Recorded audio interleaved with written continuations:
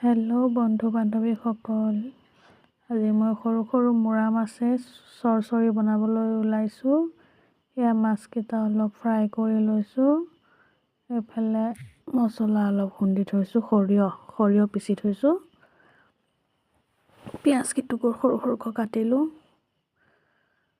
তাৰপিছতে ইয়াত তেলতে পিঁয়াজ দিয়াৰ পিছতে বিলাহীয়ে পিচা সৰিয়হখিনিয়ে তেলতে দি অলপ সময় ভাজিলোঁ। ভাজি আছোঁ। আপোনালোকে ভাত পানী খালেনে জনাবচোন, মইতো বনাইছোঁহে।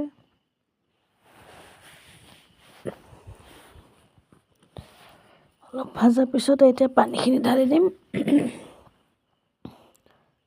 পানী ঢালাৰ পিছতে মাছ কেইটামান অলপ ভাজি থৈছিলোঁ, সেইখিনি ঢালি দিম। এয়া ভালকৈ মিহলাই ল'ব লাগিব, বিলাহীখিনি যাতে মৰহি যায়।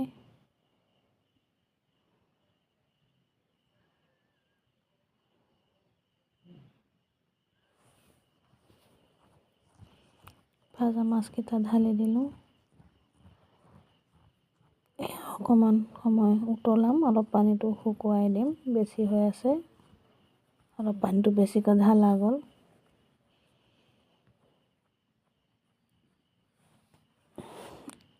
এফালে পাপৰ কেইখনমান বোলো পুৰি লওঁ।